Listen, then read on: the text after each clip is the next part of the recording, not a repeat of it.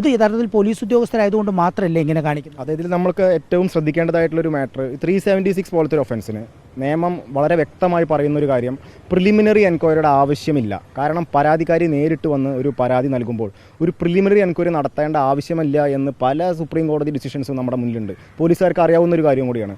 അങ്ങനെ ഇരിക്കെ എന്തടിസ്ഥാനത്തിലാണ് ഒരു പ്രിലിമിനറി എൻക്വയറി, ഒരു വിക്ടിം നേരിട്ട് വന്ന് ഒരു പരാതി നൽകുമ്പോൾ എന്തിന് പോലീസ് ഇങ്ങനെ ഒരു പ്രിലിമിനറി എൻക്വയറി നടത്തേണ്ട ആവശ്യകത നമുക്കെപ്പോഴും ഈ പരാതിക്കാരിക്ക് നീതി കിട്ടുന്നതുമായി ബന്ധപ്പെട്ടിട്ട് ഒരു പരാജയത്തിലേക്ക് പോകുന്നൊരു ഭയം നമുക്ക് ഇതിൽ വ്യക്തമായിട്ടുണ്ട്. ഈ പ്രിലിമിനറി എൻക്വയറി ആവശ്യമില്ല. പരാതിക്കാരി നേരിട്ട് വന്ന് പരാതി തരുമ്പോൾ ഒരു പ്രിലിമിനറി എൻക്വയറി നടത്തി ഇനി അതൊരു അന്വേഷണം നടത്തി എന്തിനെ എല്ലാതും വ്യക്തമായിട്ട് പരാതിക്കാരി എഴുതി കൊടുക്കുന്നവരെന്നുണ്ടായി. ഈ എഴുതി കൊടുക്കുമ്പോൾ പോലും ഏറ്റവും പ്രധാനമായിട്ട് നമുക്ക് തോന്നിയത് പരാതിക്കാരോട് സംസാരിക്കാൻ പോലും ഈ പോലീസ് ഉദ്യോഗസ്ഥർ തയ്യാറാവുന്നില്ല.